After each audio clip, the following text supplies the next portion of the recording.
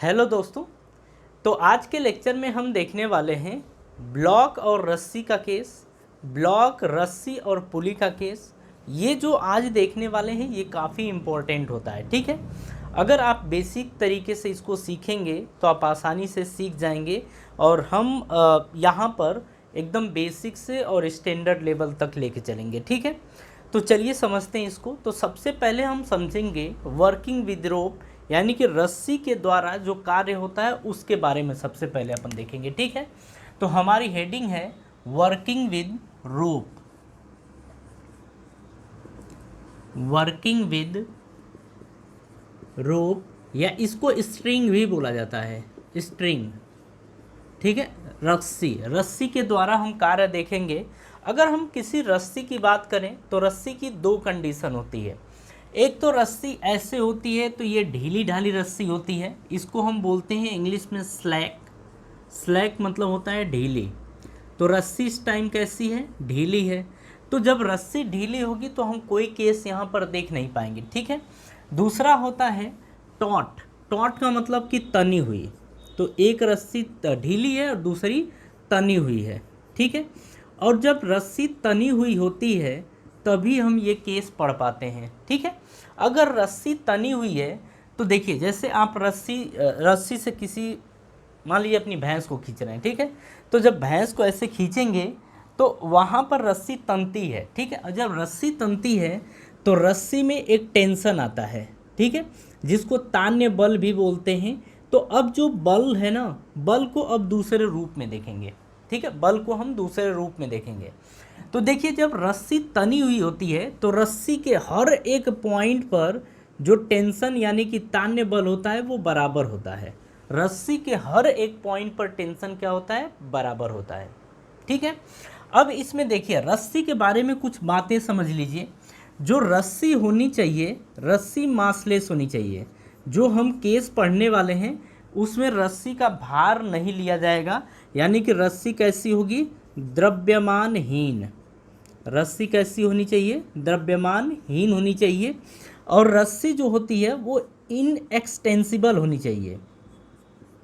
Inextensible मतलब अवितान्य, इसको बोलते हैं अवितान्य। अवितान्य का मतलब जो इलास्टिक वाली नहीं होती है, अरे मतलब इलास्टिक वाली होती है रस्सी, रबड़ वाली। तो रबड़ वाले में देखिए, जब खींचते हैं तो रस्सी तन जाती है, लेकिन हमें वैसी रस्सी यहाँ पर नहीं लेनी है। हमें कैसी लेनी है? इनएक्सटेंसिबल। आप ऐसे समझिए, जो भैंस बांधते हैं ना, भैंस बकरी, वो वाली रस्सी, या जिससे खटिया भी नहीं जाती है वो वाली रस्सी। तो हम उस रस्सी की बात कर रहे हैं यहाँ पर। तो वो कैसी होनी चाहिए? इनएक्सटेंसिबल, मतलब उस टाइप की रस्सी होनी चाहिए। आजकल नहीं, जो गेहूँ पिसाने लग जाते हैं तो उसमें जो मतलब रबड़ आता है, रबड़ की बात नहीं यहाँ पर हुई है, यहाँ पर रस्सी की बात हो रही है, ठीक है। और तीसरा, हमेशा ये रस्सी होनी चाहिए टाइट, यानी कि रिमेन टॉट।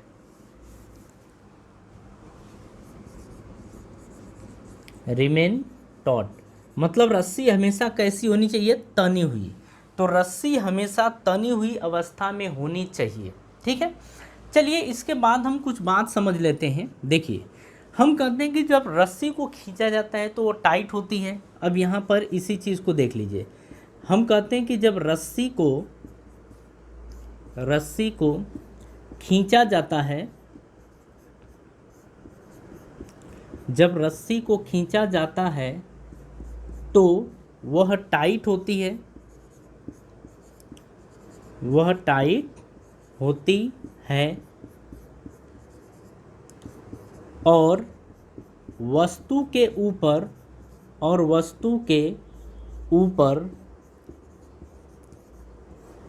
टी बल लगाती है, टी बल लगाती है, ठीक है। ये इतना आप समझिए कि जब हम रस्सी को खींचते हैं तो वो टाइट होती है और वस्तु के ऊपर टी बल लगाती है। जैसे आपने देखा कि भैंस को खींच रहे थे तो जो रस्सी है भैंस के ऊपर टी बल लगाएगी, अगर आप उसे इधर को खींचते हैं तब, ठीक है। अब इसमें एक इम्पोर्टेंट पॉइंट है, ज़रा इसे ध्यान रखिएगा, इसे ज़रूर ध्यान रखिएगा, ठीक है। हम कहते हैं कि जिसकी दिशा, किसकी दिशा, टेंशन की, जिसकी दिशा वस्तु से दूर होती है, जिसकी दिशा वस्तु से दूर होती है, जिसकी दिशा वस्तु से दूर होती है, इसे ही टेंशन कहते हैं। इसे ही टेंशन यानी जिसको बोला जाता है तान्य बल कहते हैं, इसे ही टेंशन कहते हैं। कुछ कहानी समझ में आ रही है? तो ये बात आप ध्यान रखिएगा, हमेशा आप ध्यान रखिएगा कि जो टेंशन होता है, टेंशन की जो दिशा होती है वो वस्तु से दूर होती है। वस्तु से कहाँ होती है? दूर होती है। ठीक है, अभी इस चीज़ को हम समझ रहे हैं, लेकिन इसके आगे कुछ पॉइंट्स और हैं, ज़रा उनको देखा जाए तो रस्सी कभी भी किसी वस्तु को धकेल नहीं सकती है, हमेशा ये क्या करती है? खींचती है। तो ये बात आपको ध्यान रखना है। तो नोट में फर्स्ट पॉइंट लिखेंगे, हम कहेंगे कि रस्सी बोल सकते हैं कि यह एक पुल फोर्स है, मतलब रस्सी एक पुल फोर्स लगाती है। पुल मतलब खींचना। ठीक है, अब इसको थोड़ा समझ लीजिएगा, रस्सी हमेशा खींचने का काम करती है, धकेलने का काम नहीं करती है। दूसरा पॉइंट आप यही चीज़ समझ लीजिए कि टेंशन कभी किसी वस्तु को धकेलता नहीं है या नहीं धकेल सकता है। ठीक है, तो हम इसको ऐसा बोल सकते हैं कि जो टेंशन है, टेंशन किसी वस्तु को कभी धकेल नहीं सकता है। धकेल का मतलब इसको पुश होता है, धकेल नहीं सकता है। रस्सी कभी भी किसी वस्तु को नहीं धकेल पाता है। ठीक है, तो ये बात आप ध्यान रखिएगा। हम रस्सी के बारे में इतनी बातें समझें और इतनी बातें अपने को ध्यान रखनी है, और जो हम बता रहे हैं कि जो बल की दिशा होती है उसको कैसे डिसाइड किया जाता है, ज़रा इस चीज़ को अब देखिएगा, ताकि देखिए ये काफ़ी इम्पोर्टेंट बात है, यही सब कुछ है यहाँ पे। अब जैसे मान लीजिए यहाँ पर ऐसे समझ लीजिए कि आपने क्या किया कि एक वस्तु ये है, दूसरी वस्तु ये है। ठीक है, और आपने बल लगाया इसको F इधर की तरफ। ठीक है, और ये रस्सी से जुड़ी हुई है। ठीक है, इसका द्रव्यमान m1 और इसका द्रव्यमान यानी कि मास m2 है। अब यहाँ पर समझिए, इन रस्सी के बीच में टेंशन आएगा, और हमने कहा कि वस्तु से जो टेंशन होता है उसकी दिशा रस्सी से दूर, वस्तु से दूर होती है। कहने का मतलब है कि अगर इसमें टेंशन देखा जाए तो टेंशन की दिशा इधर रहेगी, इस वस्तु से इस रस्सी में दिशा अगर हम इसके लिए बात करें तो इधर की तरफ रहेगी, और इस वस्तु से इधर की तरफ रहेगी। तो ये बात आपको ध्यान रखना है कि इस वस्तु से इस रस्सी में टेंशन इधर रहेगी, और इस वस्तु से इस रस्सी में टेंशन इधर की तरफ रहेगी। ठीक है, और अगर रस्सी एक ही होती है तो टेंशन बराबर होता है। रस्सी अगर एक ही है तो टेंशन क्या होगा? बराबर होगा। ठीक है, तो ये बात अब ध्यान रखनी है। अब हम हेडिंग लिखेंगे, देखिए अब हम इसके बाद न्यूमेरिकल करेंगे, इसी पे बेस्ड होगा। ठीक है, हमसे पूछेगा आप टेंशन बताइए, एक्सेलरेशन बताइए, ये सारी बातें हमसे पूछा जाएगा। तो हमारी हेडिंग है संबद्ध पिंडों की गति। संबद्ध पिंडों की गति, यानी कि हम बोलते हैं इसको motion of connected body, motion of connected bodies. हम अब देखेंगे कि कनेक्टेड बॉडीज़ होती हैं तो उनमें मोशन होता है, तो उस टाइम क्या क्या चीज़ देखने को मिलता है। देखिए नॉर्मली जो अब केस पढ़ने जा रहे हैं उसमें टेंशन कैलकुलेट करना है और एक्सेलरेशन कैलकुलेट करना होता है। ठीक है, हम यहाँ पर शुरू करते हैं। देखिए हम क्या करते हैं ना, न्यूमेरिकल वैल्यू से शुरू करते हैं, ये ज़्यादा बेटर रहेगा। ठीक है, यहाँ पर क्या दिया गया है कि एक ब्लॉक ये है आपका और दूसरा ब्लॉक आपका ये है। ठीक है, ये दो ब्लॉक हैं, इसके ऊपर फोर्स लगाया जा रहा है, F की वैल्यू यहाँ पर आपकी 40 न्यूटन है, यहाँ पर 40 न्यूटन फोर्स लगाया जा रहा है। एक ब्लॉक आपका 4 किलोग्राम का है और दूसरा ब्लॉक आपका 2 किलोग्राम का है और दोनों के बीच में रस्सी है। ठीक है, अपने से यहाँ पर पूछ रहा है कि फाइंड मतलब बताइए टेंशन और एक्सिलरेशन। ठीक है, अब यहाँ पर समझिए, मान लीजिए कि ऐसे समझ लीजिए कि वो रस्सी खींचा वाली खेल होता है ना, उसी की बात कर लेते हैं। मान लीजिए एक तरफ आप लोग 2-4 दोस्त हैं और दूसरे तरफ भी 2-4 लोग हैं, रस्सी खींची जा रही है। मान लीजिए कि आपने रस्सी खींचना शुरू कर दिया, तो जब आप लोग रस्सी इधर की तरफ खींचते हैं और मान लीजिए आप खींच ले रहे हैं, तो उधर के लोग जो रहेंगे ना, उसमें जितने भी लोग रहेंगे सभी का एक्सेलरेशन बराबर होगा। ऐसा नहीं होगा कि ये अलग एक्सेलरेशन से जाए और ये अलग एक्सेलरेशन। कहने का मतलब है इसका त्वरण अलग और इसका त्वरण अलग, ऐसा नहीं होता है। इसका इन दोनों का त्वरण क्या रहेगा, बराबर होता है।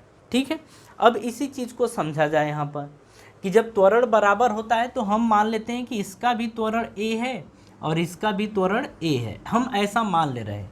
अब टेंशन की बात कर रहे हैं तो यही रस्सी है, रस्सी में टेंशन मान लेते हैं T है, तो इधर से कितना रहेगा T और इधर से भी कितना रहेगा T। और T क्यों रहेगा, क्योंकि रस्सी एक ही है। ठीक है, अब इसके बाद हम बात करेंगे FBD की, जो आप पहले ही देख चुके हैं, फ्री बॉडी डायग्राम। अब हम 2 किलोग्राम की बात करते हैं। ठीक है, इसके ऊपर कितने बल लग रहे होंगे, एक ऊपर की तरफ लग रहा होगा नॉर्मल, इसको N1 मान लेते हैं। एक नीचे की तरफ लग रहा होगा 2G। ठीक है, अगर ये 2 kg का है तो नीचे की तरफ ग्रेविटेशनल फोर्स कितना लगेगा, 2G के बराबर, यानी कि गुरुत्वाकर्षण बल Fg बराबर कितना आएगा, 2G।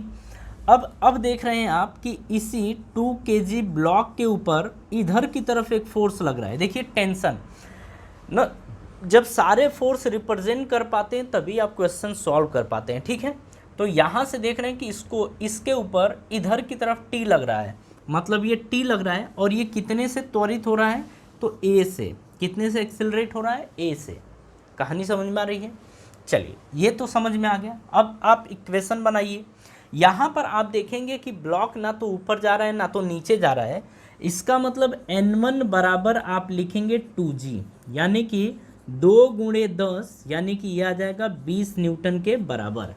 तो ये N1 की वैल्यू आ गई, लेकिन इससे अपने को कोई लेना देना यहाँ पे नहीं है, लेकिन फिर भी आप लिखते रहिएगा, क्योंकि आने वाले मतलब जब आगे अपन मूव करेंगे तो वहाँ पर इसकी ज़रूरत पड़ेगी, अभी ज़रूरत नहीं पड़ने वाली है। ठीक है, अब बात करें, आप खुद सोच के बताइए कि इस 2 kg ब्लॉक के ऊपर किसके कारण ये ब्लॉक आगे जा रहा है, मतलब ये 2 kg का ब्लॉक जो है वो किसके कारण आगे की तरफ मूव करेगा, तो केवल और केवल T के कारण, इनके कारण तो नहीं मूव करेगा। ठीक है, केवल और केवल T के कारण। तो यहाँ पर आप देख रहे हैं कि यहाँ पर आप लिखेंगे F net is equals to MA, ऐसा। F net, इसके ऊपर कितने फोर्स लग रहे हैं, केवल एक ही, तो T बराबर M की वैल्यू कितनी है, 2, तो 2 त्वरण कितना है, A, तो ये लिखेंगे, इसको आप फर्स्ट इक्वेशन मान लीजिए। ठीक है, चलिए अब आते हैं 4 kg ब्लॉक के ऊपर, ज़रा इसको समझिएगा। ये रहा 4 kg का ब्लॉक। अब बताइए इसके ऊपर की तरफ एक फोर्स लगेगा जिसको नॉर्मल फोर्स बोलते हैं, इसे N2 मान लीजिए। नीचे की तरफ आपका लगेगा Fg, ग्रेविटेशनल फोर्स नीचे की तरफ, और ये कितना होगा, इसका द्रव्यमान 4 है और ये G, तो 4G के बराबर। अब देखिए इसके ऊपर नीचे वाला तो हमने रिप्रेजेंट कर दिया। अब बात आ रही है कि और कितने फोर्स लग रहे हैं, तो एक आगे की तरफ और एक पीछे की तरफ। देखिए एक आगे की तरफ लग रहा है और एक पीछे की तरफ। तो आगे की तरफ कितना लग रहा है F और पीछे की तरफ कितना लग रहा है, तो आप देख रहे हैं T, कितना लग रहा है T। यहाँ पर भी आप बोलेंगे कि ब्लॉक ना तो ऊपर जा रहा है ना तो नीचे जा रहा है, इसका मतलब यहाँ पर जो N2 है, N2 की वैल्यू 4G के बराबर होगी। 4G का मतलब 4 × 10 यानी कि 40 न्यूटन, तो N2 की वैल्यू कितनी आ जाएगी, 40 न्यूटन के बराबर। ठीक है, अब इसके बाद आप लिखेंगे F net, और F net is equals to क्या होगा, MA। अब हम इसकी बात कर रहे हैं। ठीक है, एफ नेट, आप बताइए ब्लॉक किधर मूव कर रहा है, आगे की तरफ, तो ये वाला इफेक्टिव होगा, ये इफेक्टिव नहीं होगा, मतलब कि इधर की तरफ, तो इसमें से इसको घटाएंगे क्योंकि बल एक सदिश राशि है। और यहाँ पर आपने पीछे भी पढ़ रखा है कि अगर ब्लॉक इधर मूव कर रहा है तो आप इसमें से इसको घटा देंगे, ठीक है। तो F माइनस टी करेंगे, F माइनस टी, और किसके बराबर ये आ जाएगा, m की वैल्यू 4 है और एक्सेलरेशन कितना माना है a, और ये सेकेंड इक्वेशन हो गया, ठीक है। अब क्या करिए, फर्स्ट और सेकेंड को जोड़ दीजिए, या इसको क्या करिए कि पुट इन सेकेंड, आप दूसरे समीकरण में पुट कर दीजिए, इसको यहाँ पुट कर दीजिए। f की वैल्यू 40 है तो ये 40 माइनस, अब यहाँ पर t की वैल्यू कितनी है 2a, अरे t की वैल्यू कितनी दिख रही है 2a, t के प्लेस पे रखिए तो ये 2a is equals to 4a आएगा, ठीक है। इसको इधर भेजिए तो 40 इज इक्वल्स टू, ये 2 है, माइनस में इधर जाएगा तो प्लस में, 4 और 2 कितना आएगा 6a, तो a की वैल्यू आ जाएगी 40/6, यानी कि 2 3 जा 6 और 2 20 जा 40, यानी 20/3 मीटर पर सेकेंड का स्क्वायर ये आएगा। यानी कि हम ये कहेंगे कि ये जो दोनों ब्लॉक हैं ये इस एक्सिलरेशन से एक्सिलरेट हो रहे हैं, 20/3 के त्वरण से त्वरित हो रहे हैं, ठीक है। अब आगे की कहानी यहाँ पर समझते हैं। हमसे टी पूछा था, आप क्या करिए, इसको पहले समीकरण में पुट कर दीजिए, आप कहेंगे इसे पुट इन फर्स्ट। जब फर्स्ट में पुट करेंगे तो यहाँ पर देखिए टी लिखा है बराबर 2a की वैल्यू कितनी है, a की वैल्यू 20/3 है तो 20/3 ये लिखेंगे, तो 22 ज़ा 40, यानी 20 दूनी 40, 40/3 इतना न्यूटन आएगा, और ये हमारा आंसर हो जाएगा, ठीक है। तो इतना टफ नहीं है, आप इस क्वेश्चन को आसानी से समझ सकते हैं। अगर कोई भी दिक्कत होती है तो आप कमेंट ज़रूर कर लीजिएगा, लेकिन ऐसा नहीं होगा कि आपको दिक्कत होगी, जहाँ तक उम्मीद है कि आपको कोई यहाँ पर दिक्कत नहीं होगी। इस तरीके का एक क्वेश्चन और अपन देख लेते हैं, ठीक है।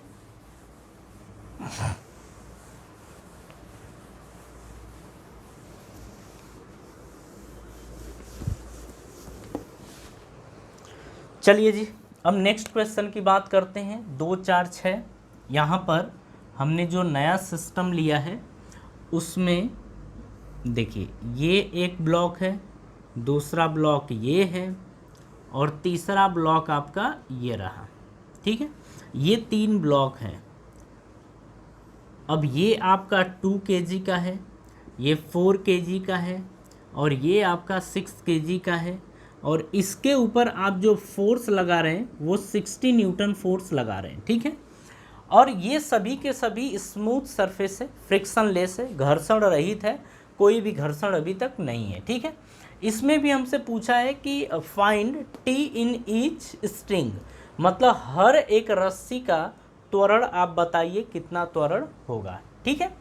अब देखिए हम यहाँ पर फिर से वही बोलते हैं कि आप खुद सोच के देखिए कि ये और ये जब भी अगर फोर्स लगाते हैं इनके ऊपर, अगर इसको खींचते हैं तो ये इसका भी त्वरण वही होगा, उसका भी त्वरण यही होगा, और उसका भी त्वरण यही होगा। मतलब कहने का मतलब है कि सभी का त्वरण क्या होगा, बराबर होगा। जो त्वरण इसका होगा वही त्वरण इसका, और वही त्वरण इसका होगा, ठीक है। हम मान लेते हैं कि त्वरण इनका कितना है a, तो सभी a के एक्सेलरेशन से एक्सेलरेट हो रही हैं, ऐसा मान ले रहे हैं, ठीक है। अब हमें ये देखना है कि इनमें टेंशन कितना होगा। अब आप समझिए ये रस्सी अलग है, ये रस्सी अलग है, ठीक है। तो इस रस्सी का हम टेंशन T1 मान लेते हैं, तो T1 इससे दूर, तो इससे दूर क्या होगा T1, इससे दूर मतलब इधर क्या होगा T1। आप इस चीज़ को समझ जाइए। अगर इसमें T2 मान लेते हैं टेंशन T2, तो इससे दूर T2, इससे दूर ये भी T2, यही होगा, बस हो गया, ठीक है। अब FBD बनाते हैं, तो FBD अलग अलग सबका बनाते हैं अपन। अब देखिए 2 kg का सबसे पहले बनाइए, तो ये रहा 2 kg का। अब यहाँ पर समझिएगा कि 2 kg का FBD किस तरीके से बनाया जाएगा, ठीक है। अब देखिए हम यहाँ पर ये कहेंगे कि इसके ऊपर की तरफ एक नॉर्मल फोर्स अभिलंब बल लगेगा जिसे N1 मान लेंगे, नीचे की तरफ लगेगा जिसको हम मानेंगे 2g, 2 है तो ये g लगाएंगे तो 2g, तो n1 की वैल्यू कितनी आ गई 2g। अब आप देखिए इसके ऊपर और कितने फोर्स लग रहे हैं, केवल और केवल एक ही फोर्स लग रहा है इधर की तरफ, जिसको अपन बोलेंगे T2। क्या बोलेंगे T2। बात समझ में आ रही है। तो ये हो गया। यहाँ पर आप जानते हैं कि ब्लॉक ना तो ऊपर जा रहा है ना तो नीचे जा रहा है, मतलब ये और ये आपस में बराबर होंगे, तो यहाँ से n1 बराबर 2g आएगा, यानी कि n1 बराबर 20 न्यूटन। अरे g की वैल्यू 10 रखेंगे तो 2 यहाँ पे 20 हो जाएगा, यानी कि 20 न्यूटन होगा। ठीक है, अब आगे समझिए यहाँ पर। अच्छा, एक और इक्वेशन बनेगी ना, ये 2 kg का ब्लॉक है, a के त्वरण से जा रहा है, तो आगे की तरफ तो यहाँ पर लिखेंगे F net is equals to M A. ये एफ नेट केवल और केवल एक ही फोर्स है, ये टेंशन T2 है, इज इक्वल्स टू एम की वैल्यू कितनी है 2, और त्वरण हम ए माने हैं, इसको फर्स्ट इक्वेशन मान लीजिए। ठीक है, चलिए अब आगे की कहानी यहाँ समझते हैं।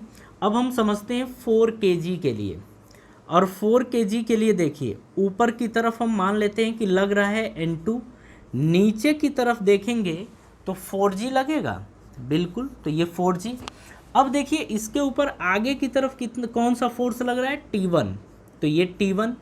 इसी के ऊपर पीछे की तरफ भी एक फोर्स लग रहा है जिसको देख रहे हैं T2, तो इधर की तरफ कितना लग रहा है T2, ये लग रहा है।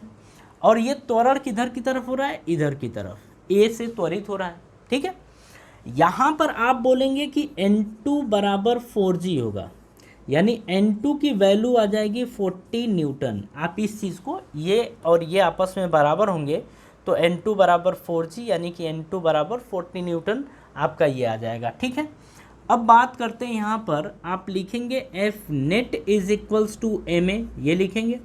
आप खुद देखिए ब्लॉक किधर मूव कर रहा है, आगे की तरफ, मतलब इसमें से ये घटाएंगे, यानी कि T1 minus T2 is equals to M की वैल्यू कितनी है 4, और त्वरण है a, इसे आप सेकेंड इक्वेशन मान लीजिए। ठीक है, अब आते हैं नेक्स्ट पे। नेक्स्ट यानी कि 6 kg है। अब 6 kg की बात कर रहे हैं अपन। ऊपर की तरफ मान लेते हैं N3 लग रहा होगा, नीचे की तरफ क्या लगेगा 6g। अब इतना एक्सप्लेन करने की ज़रूरत नहीं है, आप समझ सकते हैं इस चीज़ को। ठीक है, अब आगे की तरफ देखिए कितना फोर्स लग रहा है 60 न्यूटन, यानी कि F की वैल्यू कितनी है 60 न्यूटन। पीछे की तरफ इसके ऊपर कितना फोर्स लग रहा है T1, तो पीछे की तरफ T1 ये रहा। यहाँ पर भी आप कहेंगे कि ना तो ब्लॉक ऊपर जा रहा है ना तो नीचे जा रहा है, यानी कि N3 बराबर होगा आपका 6g, N3 बराबर 6g, यानी N3 बराबर आपका आएगा 60 न्यूटन। N3 की वैल्यू कितनी आएगी 60 न्यूटन के बराबर आएगी। ठीक है, अब यहाँ पर आप इसके बाद बोलने वाले हैं कि F net is equals to आएगा एम ए, यानी एफ नेट इसमें से इसको घटाएंगे, यानी कि 60 माइनस T1 बराबर m की वैल्यू कितनी है 6, तो ये आएगा 6a। ठीक है, तो ये हमारा आ गया थर्ड इक्वेशन। अब देखिए इन तीनों इक्वेशन अननोन कितने हैं, 3 हैं। एक तो T2 है, T1 है, त्वरण a है। तो आपको पता है कि जितने अननोन होते हैं, मतलब जितनी चीज़ों को बताना होता है, इक्वेशन भी उतनी ही चाहिए। ठीक है, तो यहाँ पर 3 इक्वेशन बन गया, 3 अननोन है, आराम से सॉल्व कर सकते हैं। अब सभी को क्या करें, हम एक जगह लिख लेते हैं। ठीक है, ताकि थोड़ा स्पेस मिल जाए अपने को।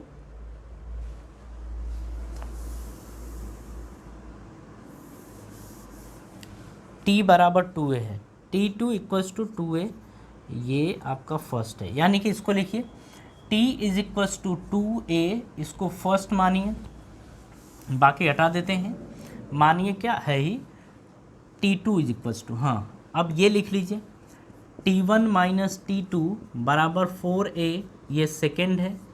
थर्ड आप देखिए वो है 60 minus T1 is equals to 6a, ये हमारा थर्ड इक्वेशन है।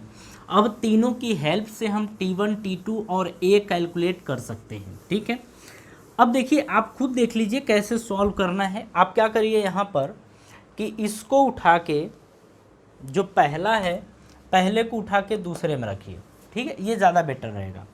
तो आप कहेंगे पुट इन सेकेंड, हम सेकेंड में पुट करेंगे, तो ये रहा T1 माइनस, अब T2 के प्लेस पे आप क्या पुट करने वाले हैं 2a, तो 2a बराबर, अब इसको यहाँ रख रहे हो ना, बराबर 4a है, तो 4a, तो T1 बराबर कितना आ जाएगा 6a, अरे माइनस इधर जाएगा तो प्लस, 4 और 2 6 आ जाएगा, इसको आप फोर्थ इक्वेशन मान लीजिए। ठीक है, अब क्या करिए पुट इन थर्ड, तो इसको थर्ड में पुट करिए, पुट इन थर्ड, तीसरे इक्वेशन में आप पुट कर दीजिए। देखिए जब पुट करेंगे तो क्या देखने को मिलेगा कि ये 60 है माइनस T1 की जगह आप देख रहे हैं 6a है, तो ये 6a बराबर आप देख रहे हैं कि ये 6a है, तो 6a, अब 60 बराबर आपका, इसको इधर भेजेंगे माइनस से इधर प्लस हो जाएगा, तो 6 6 12a आ जाएगा। अब a बराबर कितना आएगा 60/12, यानी कि 12 × 60, यानी 5 मीटर पर सेकेंड का स्क्वायर। यानी कि ये जो बॉडीज़ आपको दिख रही हैं ये 5 मीटर पर सेकेंड के स्क्वायर से एक्सेलरेट करेंगे, 5 मीटर पर सेकेंड के स्क्वायर से एक्सेलरेट करेंगे। बात समझ में आ गई। अब इसके बाद हमें टी निकालना है, माने हर किसी में टेंशन निकालना है। आप ए को पुट कर दीजिए यहाँ पर, तो जब यहाँ पर पुट करेंगे तो आप देखेंगे T2 बराबर 2 × 5 यानी कि 10 न्यूटन आएगा, बिल्कुल सही है। तो यानी कि T2 की वैल्यू इसके लिए भी 10 और इसके लिए भी 10, यानी T2 की वैल्यू कितनी आ गई 10 न्यूटन यहाँ पर। अब क्या करिए, इसी को आप क्या कर सकते हैं, यहाँ भी पुट कर सकते हैं, यहाँ भी पुट कर सकते हैं, और ए की वैल्यू आप चाहें तो डायरेक्ट कहाँ पुट कर, यहाँ पुट कर लीजिए, कोई दिक्कत नहीं, आप यहाँ भी पुट कर सकते हैं। तो T1 बराबर 6 × 5 यानी ये आ जाएगा 30 न्यूटन, यानी कि इसमें जो टेंशन लगेगा वो 30 न्यूटन होगा, और इस रस्सी में जो टेंशन आएगा वो 10 न्यूटन होगा। ठीक है, देखिए ऐसा क्यों हो रहा है, ऐसा इसलिए हो रहा है क्योंकि यहाँ पर देखेंगे तो इसके ऊपर ये ज़्यादा बल लगेगा, ये ज़्यादा, पहले को खींचेंगे तो इसको ज़्यादा जोर लगा के खींचना पड़ेगा, और ये इसके ऊपर ज़्यादा जोर लगाएगा, इसीलिए यहाँ पर टेंशन कम हो, टेंशन बढ़ जाएगा। ठीक है, पिछले वाले क्वेश्चन में हम आपको एक शॉर्टकट बताना ध्यान नहीं दिए थे, हम यहाँ पर आपको एक शॉर्टकट समझा रहे हैं जिससे कि आप ए की वैल्यू तुरंत निकाल लेंगे, ए की वैल्यू आप तुरंत निकाल लेंगे। ठीक है, अब ए की वैल्यू अभी आपने देखा, ए की वैल्यू कितनी आ रही थी 5 मीटर पर सेकेंड, 5 मीटर पर सेकेंड का स्क्वायर। आप यहाँ पर क्या करिए कि इसको ना एक बॉडी मान लीजिए, इन सभी को क्या मान लीजिए, एक बॉडी मान लीजिए। जब एक बॉडी मानेंगे सभी को तो 2 4 6 6 12, तो ये 12 किलोग्राम का हो जाएगा। इसके ऊपर आप बल लगा रहे हैं 60 न्यूटन।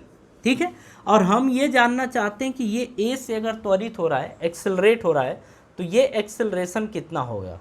आपको पता है कि F net is equals to M A होता है, यानी कि ए बराबर आपका आ जाएगा एफ नेट अपॉन एम, ये आ जाएगा। अब एफ नेट, इसके ऊपर ओवरऑल कितना फोर्स लग रहा है, तो कहेंगे 60 न्यूटन, अपॉन एम की वैल्यू कितना है 12, डिवाइड करेंगे तो आएगा 5, तो डायरेक्टली आप कर सकते हैं 5 मीटर पर सेकेंड का स्क्वायर, ये भी आंसर हो गया। ठीक, ये भी एक तरीका होता है, आपसे अगर एक्सेलरेशन डायरेक्ट निकाल सकते हैं तो यहाँ पर आपको ज़्यादा दिक्कत नहीं होगी। अगर ये काम आप पहले कर लेते हैं तो ये करना बहुत आसान है। ठीक है, अब कैसे, ज़रा इस चीज़ को भी हम आपको समझा देते हैं। आपको पता चल गया एफ की वैल्यू ए की वैल्यू 5 है। ठीक है, अब हम जानना चाहते हैं कि T1 कितना है। आप इसमें से इसको घटाएंगे, अरे F net equals to M A, इसमें से इसको घटाइए, 60 माइनस T1 करिए, is equals to M A, M की वैल्यू 6 है और ए की वैल्यू कितनी है 5, ये आ जाएगा। तो 6 5 जा 30, तो ये 30, 60 माइनस T1 ये आएगा, इसको इधर भेजिए, इसको इधर भेजिए, 60 माइनस 30, और ये प्लस इधर माइनस और ये माइनस इधर प्लस, T1 60 में से 30 घटाएंगे तो 30, और ये आ जाएगा T1। T1 की वैल्यू कितनी आ जाएगी 30 न्यूटन। ये डायरेक्ट भी आप कर सकते हैं, इसके पहले भी आंसर यही आया था। यहाँ से चाहें तो यहाँ तो और आसान है। अब इसके ऊपर केवल एक बल लग रहा है T2, तो T2 is equals to M A होगा, m का मतलब 2 और a का मतलब 5, यानी 2 5 जा 10 न्यूटन। यानी कि यहाँ पर इस रस्सी में जो टेंशन होगा वो 10 न्यूटन होगा, इस रस्सी में जो टेंशन होगा वो 30 न्यूटन होगा। आप इस तरीके से भी इस क्वेश्चन को कर सकते हैं, ठीक है। अब इसके बाद समझिए, आपके बोर्ड स्क्रीन पे, एक मिनट यार, हाँ, बोर्ड स्क्रीन पे कुछ क्वेश्चंस जाएंगे, आप इन क्वेश्चन को ज़रूर कर लीजिए, ठीक है।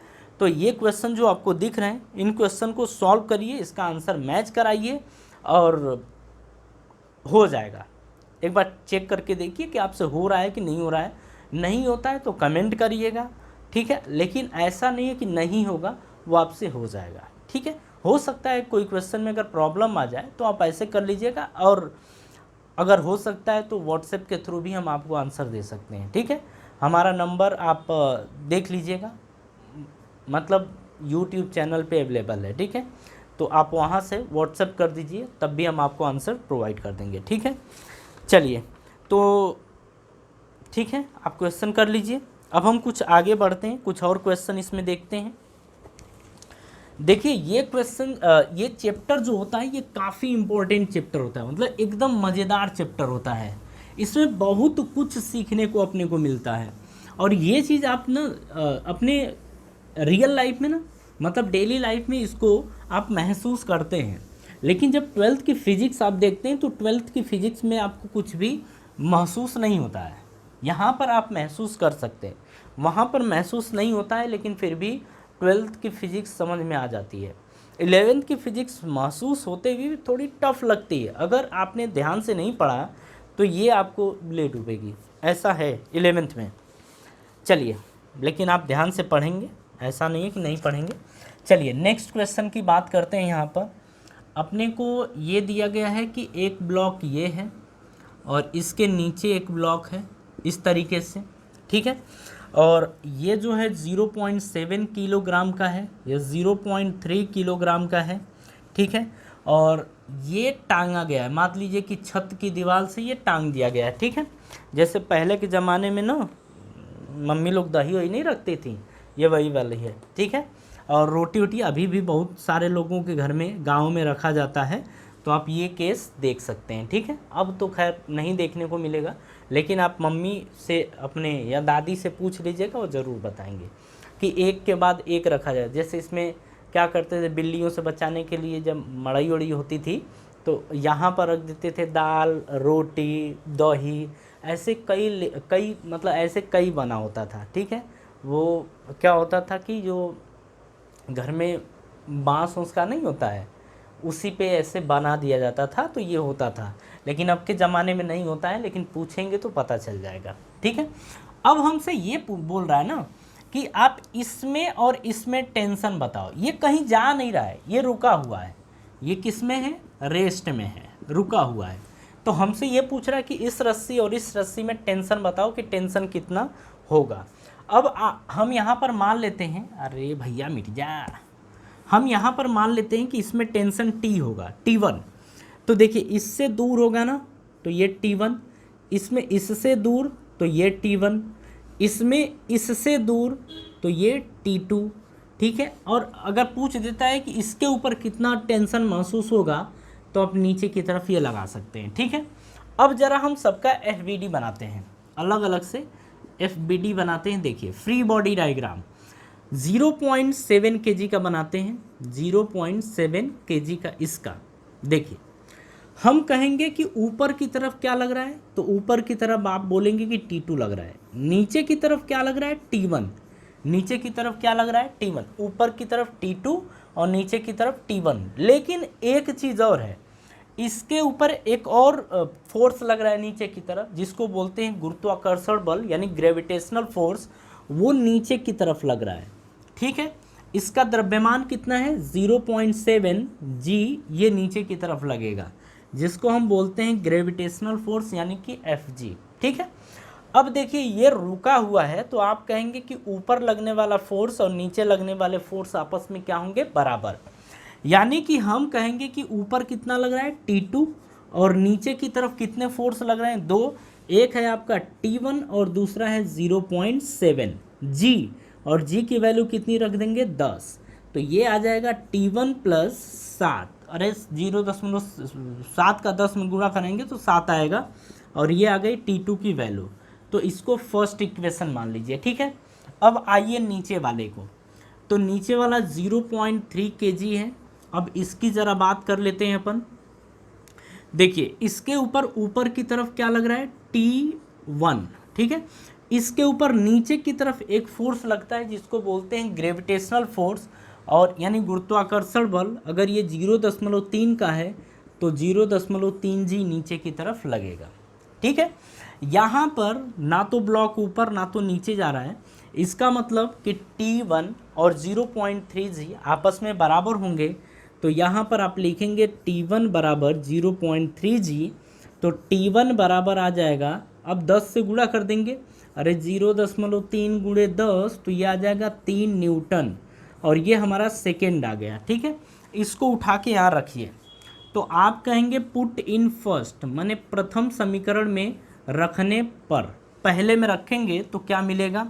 देखिए ये है T2 बराबर T1 की वैल्यू कितना देख रहे हैं, 3, तो 3 प्लस 7, तो 7 3 कितना आ जाएगा, ये 10 न्यूटन आ जाएगा, 7 3 10 न्यूटन, यानी T2 की वैल्यू कितनी आ गई, 10 न्यूटन आ गई। T2 की वैल्यू कितनी आ गई, 10 न्यूटन।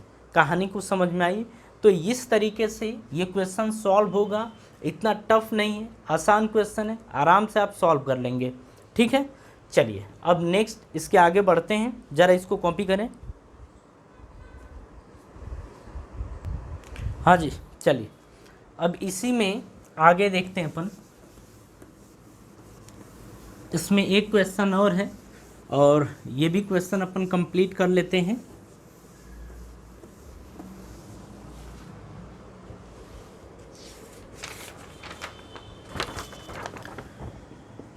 हाँ जी, यह क्वेश्चन कुछ इस तरीके से दिया है। यहाँ पर कोई ब्लॉक है, ठीक है, कोई पिंड है ऐसे, और ये ऐसे बांधा गया है। आप इस चीज़ को समझिएगा, ये जैसे छत से ऐसे बांध दिया गया है, और ये ना इक्विलिब्रियम में है, यानी कि ये जो देख रहे हैं एकदम रुका हुआ है, साम्यावस्था में एकदम से है, ठीक है। तो इसको हम कहेंगे कि ये साम्यावस्था में, यानी कि इक्विलिब्रियम में है, इक्विलिब्रियम यानी कि साम्यावस्था में, ठीक है। और इससे ये जो कोण बन रहा है ना, ये कोण बन रहा है आपका 30 अंश। ये देखिए ये क्वेश्चन ऐसे ही दिया है, ठीक है। और इसका द्रव्यमान दे रखा है 2 किलोग्राम, इसका द्रव्यमान कितना है, 2 किलोग्राम इसका द्रव्यमान है, और ये साम्यावस्था में ऐसे ही है। अब हमसे पूछ रहा है कि जो ये रस्सी है और ये रस्सी है ना, इस रस्सी में टेंशन क्या होगा, रस्सी में क्या टेंशन, यानी कि T की वैल्यू क्या होगी। अब देखिए रस्सी कितनी है, 2 है, जब रस्सी 2 है तो टेंशन कितने होंगे, 2। तो एक तो आप लेंगे इधर की तरफ, और एक रस्सी में टेंशन इधर की तरफ, क्योंकि आपको पता है कि इससे दूर टेंशन लगता है, इससे, इस वस्तु से दूर, ठीक है। अगर इसको हम T1 मान लें तो इसको क्या मानना पड़ेगा, T2 मानना पड़ेगा, ठीक है। अब आगे जो समझाया जा रहा है उसे ज़रा ध्यान से आप समझिएगा, ठीक है, उसे ध्यान से समझिएगा। हम क्या करते हैं, यहाँ पर कुछ ऐसे बनाते हैं, ठीक है, कुछ ऐसे बनाते हैं, और वहाँ पर अब हम एंगल बनाते हैं। देखिए ये हो सकता है कि दिख न रहा हो, तो ये आपको दिखेगा, ये रहा, ठीक है। चल भैया हट जा तू, हाँ। अब ये चीज़ है, अगर ये 30 अंश है, देखिए ये और ये समांतर है, और ये एक एकांतर कोण यहाँ पर बनेगा, इससे एकांतर कोण बनेगा, तो ये आपका 30 अंश होगा, ठीक है। अब आपको पता है कि अगर एक कंपोनेंट इसका, एक कंपोनेंट यानी एक घटक अगर इसका ये बनता है, तो दूसरा घटक इसके लंबवत और इधर बनेगा, तो दूसरा घटक आपका ये बनेगा, ठीक है। ऐसे आपने ये सब देख रखा है कि अगर ये T1 है तो थीटा के साथ क्या होता है, कॉस थीटा। तो यहाँ पर आप लिखेंगे T1 कॉस थीटा, और थीटा की वैल्यू कितनी है, 30 डिग्री, ठीक है। अब ये क्या आएगा, तो ये आपका आएगा T1 साइन थीटा, और थीटा की वैल्यू क्या है, 30 डिग्री। तो ये आपका T1 कॉस 30 आएगा, और ये आएगा T1 साइन 30। कहानी कुछ समझ में आ रही है। नीचे की तरफ आपका क्या लगेगा, तो ये लगेगा 2G, क्या लगेगा, 2G, 2 × G यानी कि 2G नीचे की तरफ। अब देखिए यहाँ पर कि ये सभी के सभी बैलेंस है, मतलब ये रुका हुआ है, ना तो ऊपर ना तो नीचे ना तो इधर ना तो इधर, कहीं भी नहीं जा रहा है, इसका मतलब ये रुका हुआ है। और रुके होने का क्या मतलब है कि इसके ऊपर जितने भी बल लग रहे हैं वो आपस में क्या होंगे, बराबर होंगे। इसका मतलब कि ऊपर लगने वाला बल और नीचे लगने वाला बल क्या होगा, बराबर होगा। तो यहाँ पर आप देखेंगे कि T1 ऊपर है और 2G नीचे है, तो यहाँ पर लिखेंगे T1 cos 30 बराबर 2G। आप ये लिखेंगे, T1 की वैल्यू तो T1 ही है, cos 30 की वैल्यू कितनी होती है, √3/2 बराबर 2G। जी की वैल्यू 10 रखेंगे तो 10 दूनी 20 आ जाएगा, ठीक है, ये आ गया।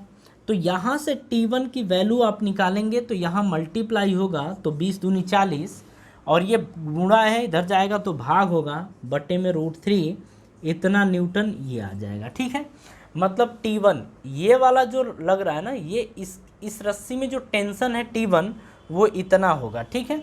अब यहाँ की बात करते हैं तो इधर और इधर लगने वाला बल भी आपस में क्या होगा, बराबर। तो T1 sin 30, तो यहाँ से लिखेंगे T1 sin 30 बराबर आ जाएगा आपका T2, यह आएगा। T1 sin 30 की वैल्यू कितनी होती है, 1/2 बराबर T2, यहाँ पे ये। अच्छा, T1 की वैल्यू 40 बटे में √3 है, तो 40 बटे में √3 गुणे 1/2 बराबर T2, यह आ जाएगा। 2 बिसमन 40 यानी 20 बटे में √3 बराबर ये आएगा T2, यानी T2 की वैल्यू क्या आ जाएगी, 20 बटे में √3। कहानी कुछ समझ में आ रही है। तो हम कहेंगे कि इस रस्सी में टेंशन इतना न्यूटन होगा और इस रस्सी में टेंशन इतना न्यूटन होगा, ठीक है, ये आपका आंसर आ गया, ठीक। तो इस तरीके से आज की सभा हम यहीं समाप्त करेंगे, ठीक है, और आपसे मिलेंगे फिर नेक्स्ट वीडियो में एक नए कॉन्सेप्ट के साथ, जो पुली, रस्सी और ब्लॉक का कॉन्सेप्ट होगा, वो भी काफ़ी बेहतर कॉन्सेप्ट है। आप इसे अच्छे से देख लीजिएगा, कोई भी डाउट आपको होगा तो पूछ लीजिएगा, लेकिन डाउट नहीं होना चाहिए, जहाँ तक मेरा मानना है आपको डाउट नहीं होगा, ठीक है। तो चलिए जी, अब मिलते हैं नेक्स्ट वीडियो में। Thank you.